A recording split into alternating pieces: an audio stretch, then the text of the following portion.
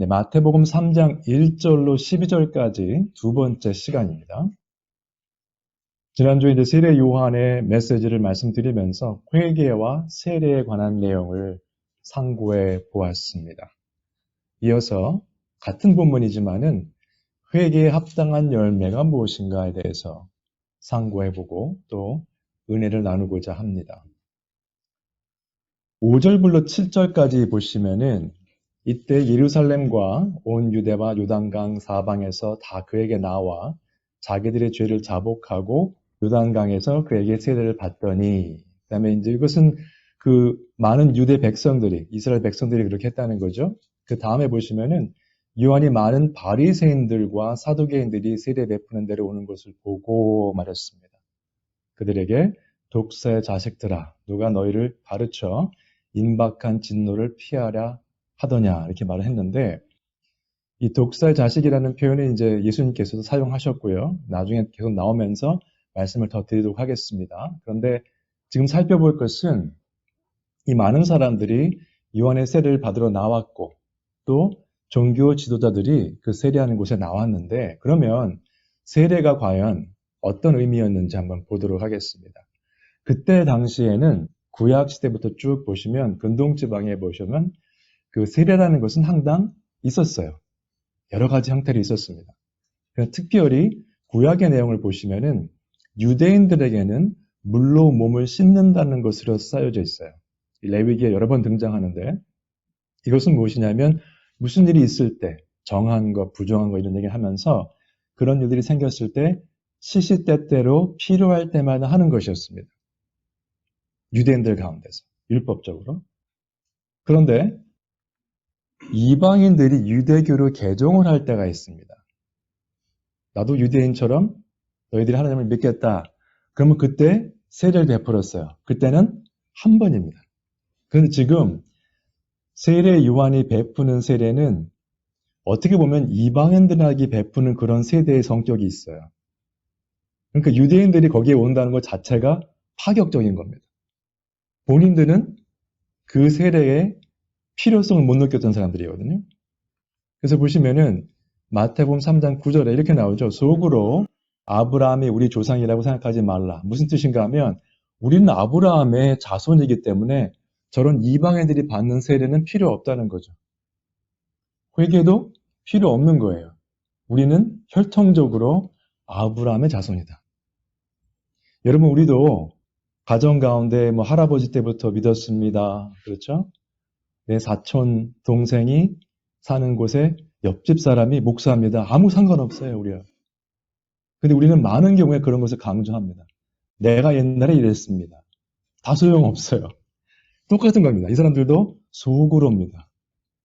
남들이 뭐라고 하든 내 생각에 나는 구원받은 것 같아. 그거죠. 아브라함은 내 조상이야. 우리 할아버지가 목사였어. 이런 거죠. 그래서 속으로 하지 말라 했는데 이것을 영어로는 이렇게 표현했습니다. Do not presume to say to yourselves. 공개적으로는 말을 안 해요. 속으로 생각하는 거예요. 막연히 그럴 것 같아, 그런 겁니다. 구원의 확신 이런 거 없어요. 그냥 그렇게 생각하는 거죠. 그것을 지적했죠. 이 돌들로도 아브라함의 자손이 되게 할 수 있으시다는 겁니다. 하나님께서는. 그럼 무엇이 필요한가? 5절에 보시면 이 사람들이 이제 와서 세례를 받았는데 그 사람들은 어떻게 했죠? 죄를 자복하고 세례를 받았어요. 많은 사람들이. 그런데 독사의 자식들아 야단 맞았던 그 사람들은 뭐냐면 진노를 피할 수 있겠느냐? 회개하지 않았기 때문에 못 피한다는 이야기죠. 바리새인들과 사두개인들인데 이 사람들은 세례 베푸는 대로 오는 것이었어요. 그냥 세례를 받으러 오는 것이 아니라 어떻게 세례하나 보자 간 거죠. 근데 NASB에 보시면은 coming for baptism이라고 되어 있어요. 영어 성경에 대부분이 coming to baptism으로 해석을 했습니다. 그래서 전치사가 그 헬라에 나오는 전치사가 to도 될 수 있고 for도 될 수 있기 때문에 해석이 뭐 어떤 게 맞다고 할 수는 없는데 이 배경이나 문맥을 보시면 바리새인들과 사두개인들이 세례를 받으러 온 것으로 볼 수는 없을 것 같아요. 세례 받는다고 하니 한번 가자, 뭐 하는지. 구경하러 왔다가 야단 맞았죠. 독사의 자식들아, 임박한 진노를 피해야 하겠느냐. 그러면 바리새인과 사두개인들에 대해서 조금 볼 필요가 있겠습니다. 어떤 사람들이었는가? 바리새인들은 이런 사람들이었어요. 마태복음 15장 1절로 3절까지 보시면 이렇게 나와 있는데 여기 한번 같이 읽으시죠. 시작.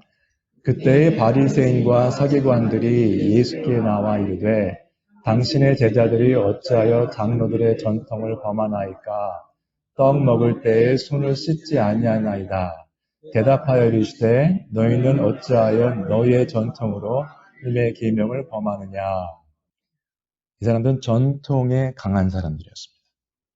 그 다음에 사두개인들은 어떤 사람들이었는가? 사도행전 23장에 보시면은 이제 사도 바울이 이렇게 말을 하는 부분이 있어요. 잡혀서 자기 변론을 하는 부분인데 내가 죽은 자의 소망 곧 부활로 말미암아 신문을 받고 있습니다. 그렇게 말을 했어요. 그 말을 하고 났더니 바리새인과 사두개인 사이에 다툼이 생겼다고 되어 있습니다. 그러니까 같은 종교 지도자들인데 바리새인과 사두개인들이 꼭 한 편은 아니었어요. 생각하는 게 달랐습니다. 나누어지니 이는 사두개인은 어떤 사람들인가? 부활도 없고 천사도 없고 영도 없다 하고 바리새인은 다 있다 함이라. 굉장히 큰 차이죠. 영적인 면에 대해서 바리새인들은 있다고 믿었고 사두개인들은 없다고 믿었어요. 같은 종교 지도자들이었는데 그러면 그 두 부류를 좀 보도록 하겠습니다. 신앙생활 바리새인은 뭐냐면 율법과 절차입니다.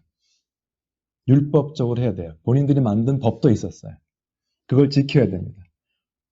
조금 전에 본문에 보셨지만은 예수님께 가서 따진 게 무엇이냐? 왜 손 안 씻고 밥 먹습니까? 그거였습니다.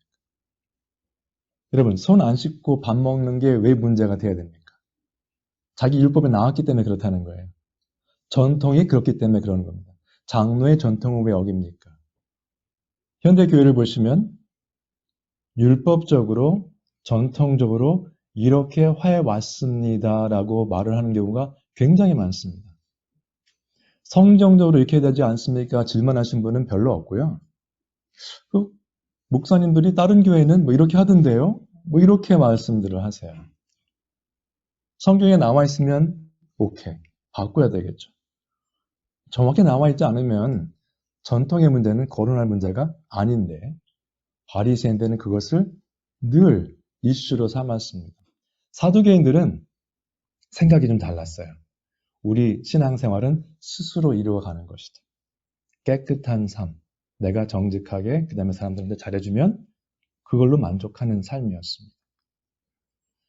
바리새인들 아까 보신 것처럼 뭐 천국, 천사, 뭐 영 이런 걸 다 믿었기 때문에 영적인 면을 중시했습니다. 비록 외향적으로 보이는 면만 중시했지만 believe, 믿었던 거는 영적인 거 중시를 했어요. 사두개인들은 뭐죠? 현재 삶입니다. 내세는 없어요. 죽으면 끝나요. 그러니까 오늘 잘 살아보세요였습니다. 재밌는 것은 이 사람들이 영적인 지도자였어요. 종교 지도자. 근데 영적인 면에서 믿질 않았어요.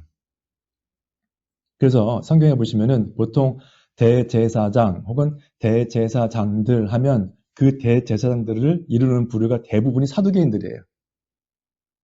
이 세상 살면서 한 자리 합시다 이겁니다. 높은 자리에 올라가고 영향력을 행사하자. 종교를 자기들 삶의 편안한 것으로 사용했던 사람들이죠. 오늘날도 그런 사람들 많죠. 네. 교회 등치를 키우고 뭐 이렇게 해서 몇 년 전에 미국 목사님 중에 한 분이 그분은 이제 거의 뭐 이단이라고 볼 수 있습니다만 큰 교회 목사님인데 그분이 얘기한 게 있었어요. 자기 퍼스널 제트 비행기를 사달라. 네. 방문하러 다닐 때 이거 줄 서고 하는 거 하나님의 시간을 낭비하는 것이다. 성도들도 아멘 하더라고요. 네. 저에게는 그럴 일이 없을 겁니다. 전혀. 그죠? 그랬고요. 그 다음에 지금으로 치면은 바리새인들은 보수파였습니다. 율법, 전통, 형식. 말씀에 대한 보수가 아니었고 전통과 형식에 대한 보수였어요. 이거 바뀌면 안 돼요. 예배 순서가 정해졌다. 그런 교회들 많죠? 순서가 이렇게 돼야 된다. 설교는 이렇게 해야 된다. 뭐 이런 거 있잖아요. 형식. 거기에만 중점을 뒀던 사람들이고 사두개인들은 지금으로 치면 진보입니다. 진보란 말이 사실은 좋은 말인데 많이 퇴색돼서 지금 좋지 않게 사용되고 있습니다만 그 사람들은 헬라 문화는 이미 BC 3세기경에 끝난 거기 때문에 옛날 문화다. 신로마, 로마 황제들이 하는 이 새로운 문명을 받아들여서 새롭게 개척해 가자. 그겁니다. 지금도 똑같죠. 진보라는 사람들은 늘 새로운 걸 찾습니다. 나쁜 건 아니죠. 새로운 걸 찾는 것은. 그러나 그것이 성경, 진리의 말씀에도 해당이 되기 때문에 문제예요. 말씀에 새로운 거 없습니다, 여러분. 근데 뭐 새로운 걸 자꾸 찾아요. 그 만족할 수가 없죠. 그리고 이 사람들의 기본적인 바탕에 깔린 건 뭐였냐면 자신들의 거룩한 모습, 행위였습니다. 그것이 힘이었어요, 그들에게는. 나는 하루에 3번씩 기도합니다. 일주일에 몇 번씩 금식합니다. 헌금 잘합니다. 그거 하지 말라는 게 아니죠. 그런데 그것만이 그들의 삶의 목표였어요. 결국은 바리새인, 사두개인 전부 어떻게 했죠? 예수님을 대적했죠. 예수님의 가르침은 그게 아니었거든요. 본질적으로. 말씀으로 가는 것이었고 영적으로 순결한 삶이었기 때문에 이들과는 관계가 없었습니다. 이 사람들은 보이기 위한 삶이었어요. 겉모습으로 거룩하고요. 깨끗해 보이고 청렴해 보이는 사람은 믿지 않는 사람 가운데도 많습니다. 그것은 우리 신앙생활의 척도가 아니고 신앙생활이 제대로 된다면 그렇게 돼 가야죠. 바리새인들은 사람들을 정죄했습니다. 항상. 그리고 가난한 사람, 부족한 사람들을 항상 무시했어요. 본인이 높은 위치에 있었기 때문에. 여러분 높은 위치에 올라갈수록 겸손해지셔야 됩니다. 가정에서 아버지로서 어머니로서의 역할을 하기 위해서도 겸손하셔야 돼요. 아이들은 우리의 소유물이 아닙니다. 그런데 이 바리새인들은 사두개인도 마찬가지겠지만 그 높은 위치에 올라가면서 그 영향력을 행사하고 낮은 데는 사람을 무시했습니다. 그럼 회개에 합당한 열매가 여러 가지가 있을 텐데 회개에 합당한 열매가 무엇인가 한번 살펴보도록 하겠습니다. 예수님께서 마태복음 12장에 이렇게 말씀하셨어요. 같이 한번 읽으시죠. 시작. 나무도 좋고 열매도 좋다 하든지 나무도 좋지 않고 열매도 좋지 않다 하든지 하라. 그 열매로 나무를 아느니라. 당연한 이야기죠.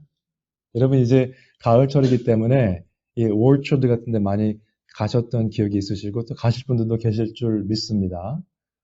그 열매로 나무를 아느니라. 그러니까 멀리서 보니까 이런 나무가 보였어요. 무슨 나무일까요, 이게? 어떻게 아시? 가까이 가서 보니까 저는 알겠더라고요. 아, 사과가 열렸구나. 그래서 사과나무구나, 이제 아는 거죠. 그래서 우리는 한국 사람들은 사과나무라고 부릅니다. 그 다음에 알베로 디 멜레라는 말이 있습니다. 무슨 말일까요? 혹시 이태리어 하시는 분? 사과나무입니다. 근데 만약에 누가 와서 저렇게 말하면 무슨 소리지 할 거예요. 저희가 이태리 가서 사과나무 하면 그 사람들도 무슨 소리일까 할 겁니다. 그런데 둘 다 예를 들어서 영어를 한다고 치면 애플 트리 하면 둘 다 알아들 거예요. 그죠? 한국 분이 됐던 이탈리아 분이 됐던 무슨 말입니까? 회계의 합당한 열매는요. 사람이 다를 수 있고 언어가 다를 수 있고 어떤 나이가 다를 수 있지만 보이는 건 똑같아요. 목사라서 회계에 합당한 열매가 다른 게 아니고요. 평신도라 다른 게 아닙니다. 누가 봐도 이거는 회계에 합당한 열매를 맺는 삶을 살고 계시구나. 누가 봐도 이거는 사과나무구나. 결론이 같이 나오게 되어 있습니다. 여러분 목사는 특별한 사람이 아닙니다. 평신도라고 해서 나는 좀 부족하지 생각하실 필요가 없어요. 우리는 다 하나님의 자녀이기 때문에. 그러면 회개를 했다면 회개에 합당한 열매를 다 맺어야죠. 그러면 아까 말씀드렸던 그 부분이죠. 그 열매로 나무를 아느니라 하셨는데 그 다음 부분입니다. 34절, 35절이거든요. 같이 한번 읽으시죠. 시작. 독사의 자식들아, 너희는 악하니 어떻게 선한 말을 할 수 있느냐? 이는 마음에 가득한 것을 입으로 말함이라. 선한 사람은 그 쌓은 선에서 선한 것을 내고, 악한 사람은 그 쌓은 악에서 악한 것을 내느니라. 그러니까 33절에서는 열매에 따라서 그 나무가 어떤 나무인지 안다고 말씀하셨어요. 첫 번째 예를 든 게 뭡니까? 열매로서 예를 든 게. 너희는 악하니 어떻게 선한 말을 할 수 있느냐였습니다. 말을 하는 걸 들어보면 한두 번은 다 잘할 수 있어요. 한두 번은. 한두 달 매입 잘할 수 있습니다. 근데 1년, 2년 보시면 그 사람 그 성격 숨기지 못합니다. 어떻게 선한 말을 할 수 있느냐? 제가 커뮤니케이션 101 말씀드렸지만은 이건 내용의 문제가 될 수도 있지만 대부분의 문제는 톤입니다. 어떻게 말을 하는가? 어떤 표정으로? 어떤 언어를 사용하는가? 여러분 장난으로라도 욕은 하지 마십시오. 그 내 입에서 더러운 단어가 나오는 것은 삼가하셔야 돼요. 제가 가끔 들었던 예의 중에 Dr. Yates, 저희 교수님이셨죠? 지금은 이제 목회를 하고 계십니다만 그분이 고등학교 때 예수 그리스도를 영접하고 여름방학 동안에 성경 말씀을 막 보시다가 가을에 학기가 시작돼서 갔더니 아이들이 뭐라고 그랬다 그랬죠? 너가 변한 것 같다. 본인은 몰랐어요. 티네이저니까 막 욕을 하면서 했던 그 표현들이 싹 사라진 거예요. 본인도 모르게. 여러분들은 예수님을 믿고 나서 여러분들의 언어와 행동에 대해서 그런 이야기를 들으신 적 있으세요? 변한 것 같다. 안 좋게 변한 거 말고요. 좋게 변한 거.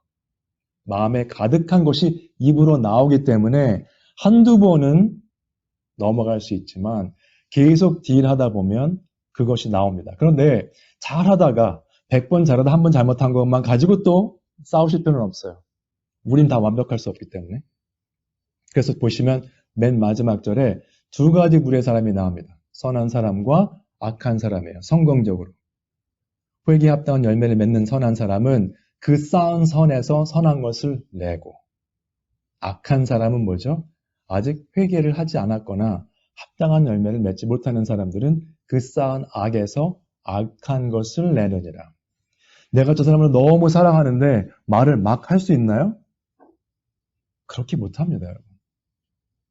그래서 그걸 보시면 알아요. 내가 어떤 언어를 쓰며 어떤 삶을 살아가며 상대방을 어떻게 존중하는가. 레스토랑 가서 서브 하시는 분 막대하시는 분들이 있습니다.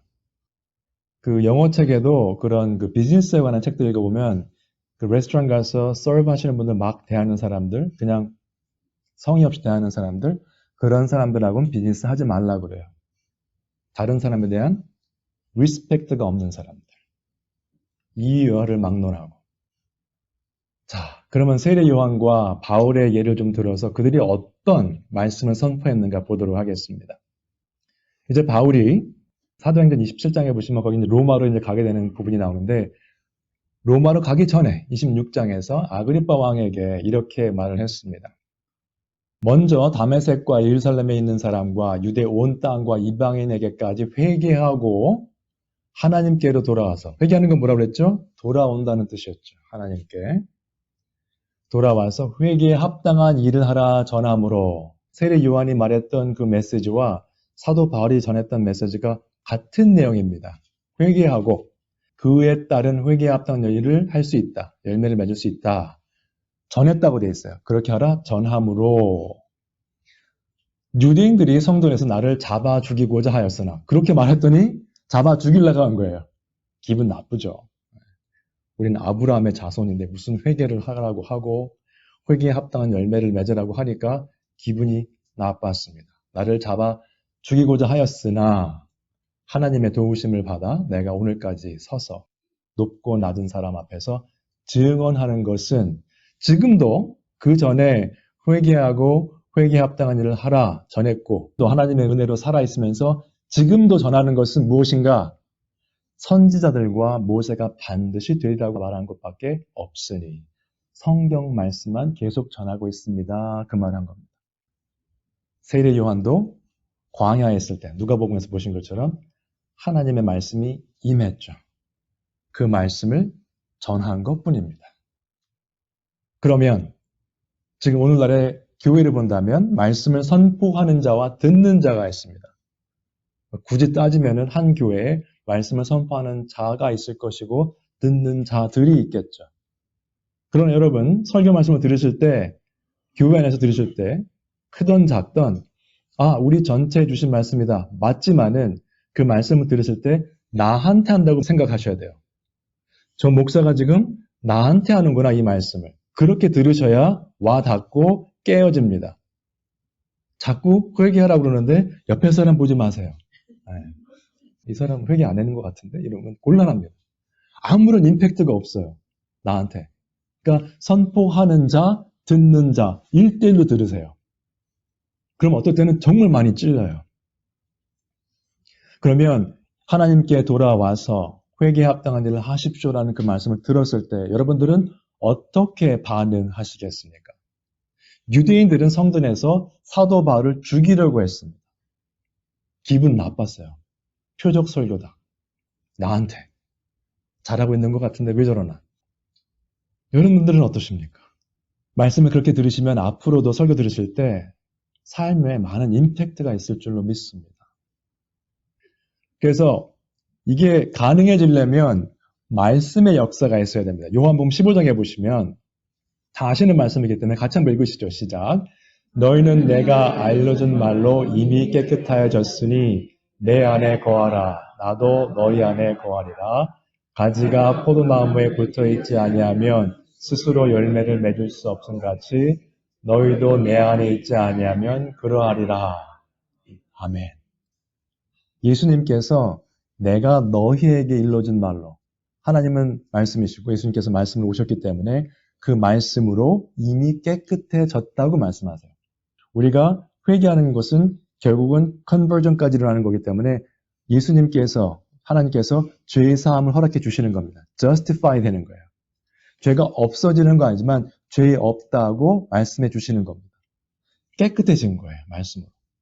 그러면 비로소 우리가 예수님 안에 거할 수 있게 되는 겁니다. 허락을 받은 거죠. 에덴 동산의 생명나무에 있던 불 그룹들로 가득 이렇게 돼 있던 것이 열린 겁니다. 그 길에 들어갈 수 있게 된 거예요. 허락이 된 거죠. 그래서 열매를 많이 맺게 되는데 그 다음 구절을 보시면 나는 포도나무요 너희는 가지라. 그가 내 안에 내가 그 안에 거하면 이제 회개하고 그리스도 안에 거하게 되면 사람이 열매를 많이 맺는다고 말씀하셨습니다. 나를 떠나서는 너희가 아무것도 할 수 없습니다. 첫 번째는 그리스도 안에 거하는 사람들이죠. 그 사람들은 열매를 많이 맺게 되고 또 두 번째 부름은 뭡니까? 내 안에 거하지 아니하면입니다. 어떤 사람들입니까? 가지처럼 밖에 버려져 마르나니 사람들이 그것을 모아다가 불에 던져 사르느니라. 성경 곳곳에 보시면은 가지들을 모아다가 불에 사르는 것은 영벌에 처해지는 것으로 보시면 됩니다. 가끔 가다가 이제 이 부분을 교제권의 상실로 보시는 분들이 있는데 그렇지는 않고요. 성경 전체에 보시면 불에 던져 사르는 것은 세컨 찬스는 없는 거죠. 그러면 열매를 맺고 못 맺고 때문에 불에 살라지는 게 아니라 회개를 먼저 하지 못해서 깨끗함을 허락받지 못했기 때문에 열매가 없는 것입니다. 열매의 유무로 인해서 우리가 불에 던져 사라지는 게 아니에요. 먼저 회개하셔야 됩니다.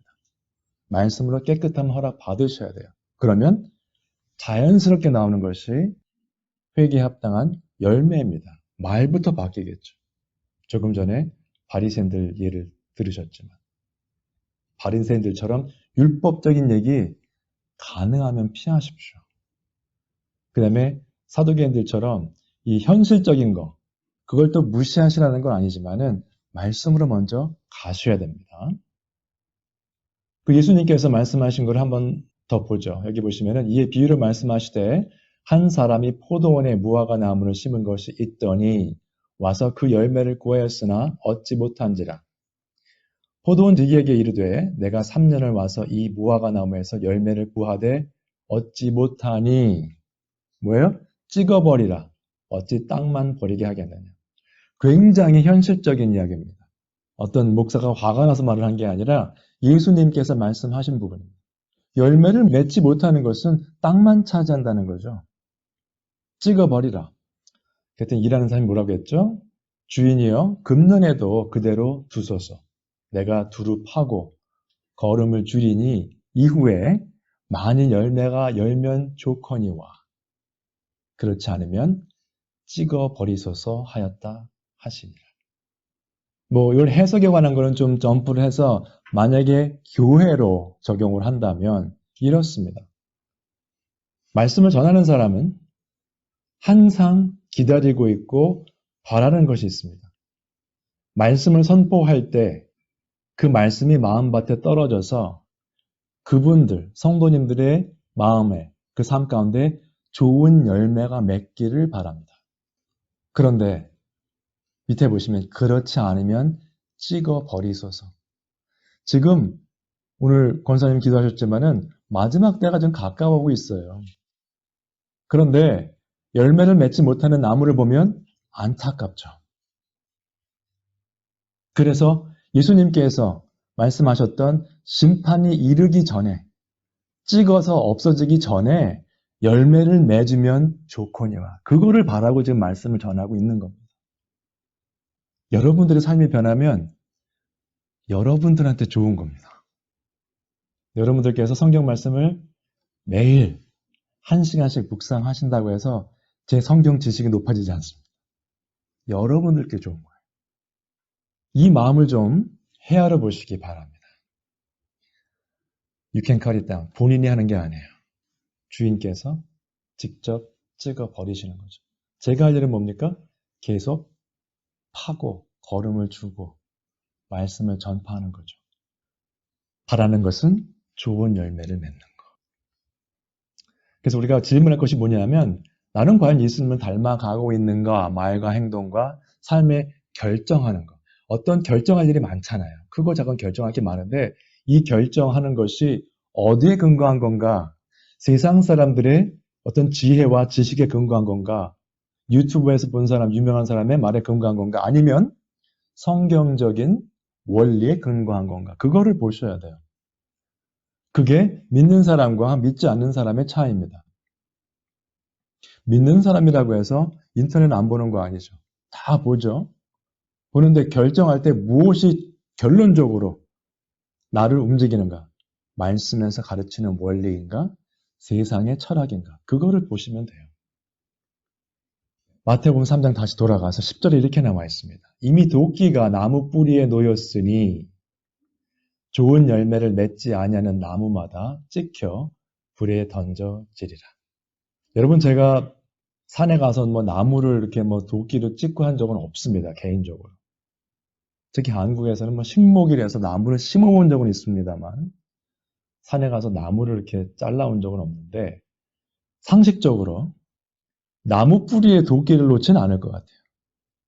옆에 가지고 있다가 나무 이게 중간쯤 이게 밑 정도를 이렇게 치지 뿌리를 치는 사람은 없을 것 같습니다.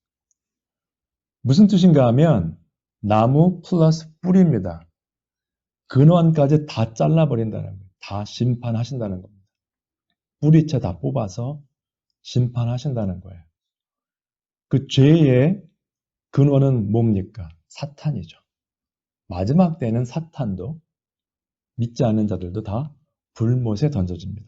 둘째 사망이죠. 믿지 않는 자들에게는. 그 다음에 나무마다 찍혀 불에 던져지리라.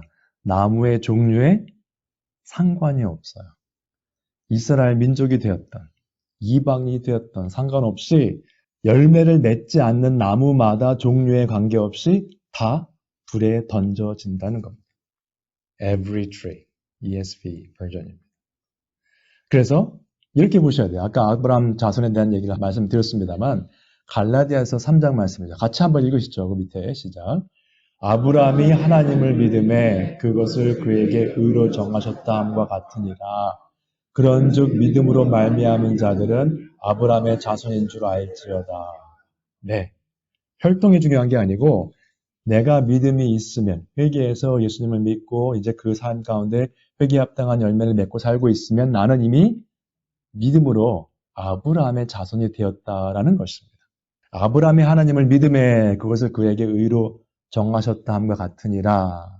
갈라디아서에 나오는 사도 바울의 그 말씀은 창세기 15장에 나오는 말씀을 인용한 거죠. 아브라함이 하나님을 믿었어요. 그래서 결론적으로 두 가지 부류의 삶을 보도록 하겠습니다. 첫 번째 부류는 회개하지 않았기 때문에 그냥 세상에 머물고 있는 삶입니다. 세상에 머물고 있는 삶이라는 그 뜻은 하나님을 떠났다는 얘기입니다. 에덴 동산에서 하나님께 쫓겨난 것, 그 삶 그대로 살고 있는 거예요. 보시면은 여호와께서 이와 같이 말씀하시니라. 여기는 이제 예레미야서인데 그 유다, 남유다죠. 특별히 남유다의 잘못된 삶에 대해서 지적하는 부분입니다. 여호와께서 이와 같이 말씀하시니라. 무릇 사람을 믿으며 육신으로 그의 힘을 삼고 뭡니까? 세상을 믿는 거죠. 세상의 지혜를 따라가는 것이고 내 능력, 내가 열심히 하는 것을 믿는 사람들입니다.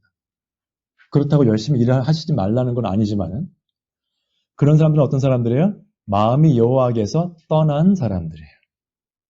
내 힘을 믿고 세상의 지혜를 믿는 사람들이 여호와를 의지하지 않습니다. 그 사람은 저주를 받을 것이라. 둘째 블랙 포인트에 나오는 삶을 한번 머릿속에 한번 그림을 그려보세요. 어떤 모습일까? 그는 사막의 떨기나무 같아서 좋은 일이 오는 것을 보지 못하고 광야 간조한 곳, 건건한 땅, 사람이 살지 않는 땅에 살리라. 사막의 떨기나무들은요, 거의 다 말라 있어서 꼭 죽은 것 같아요. 그리고 막 모여서 무성하게 자라지도 않습니다. 군데군데 떨어져 있습니다. 건건한 땅, 사람이 살지 않는 땅에 살리라. 여러분 이제 이 버지니아도 조금만 이렇게 산길로 들어가시면 저녁에는요, 이 가로등이 없습니다. 굉장히 어두워요. 아무리 별빛이 환하다고 하더라도 사막에 아무도 없는 곳에 혼자 남겨져 있다는 것은 정말 외롭고 힘든 삶일 것입니다. 세상에서 말하는 그 부와 명예를 위해서 열심히 살고 사람을 믿고 육신으로 내가 뭘 하겠다고 하면서 왜 공허함이 있을까요? 삶 가운데. 그 많은 사람들이. 그 유명한 사람들이 자살을 하는 경우도 있죠. 많죠, 요새는. 왜 그럴까요? 다 이룬 것 같은데, 세상적으로. 마음이 여호와께서 떠났기 때문에 그래요. 하나님께서 채워주시지 않으시면 우리는 온전한 만족이 있을 수 없습니다, 삶 가운데. 무엇을 해도 마찬가지입니다. 그럼 열매 맺는 사람은 어떤 삶인가? 그러나 무릇 여호와를 의지하며 여호와를 의뢰하는 사람은 복을 받을 것이라. 여기 한어 성경에는 여호와를 의지하며 여호와를 의뢰하는 그 사람은 이렇게 나와 있는데요. 여호와를 의지하고 의뢰한다고 하면 글쎄요. 한어로도 뭐 이해가 됩니다만 영어로는 뭐라고 되어 있냐면 Who trust in the Lord, whose trust is the Lord예요. 여호와를 의지하는 사람. 근데 그 의지하는 그 마음, everything이 여호와라는 거죠. 하나님 자체다. 다른 거 하나도 없어요.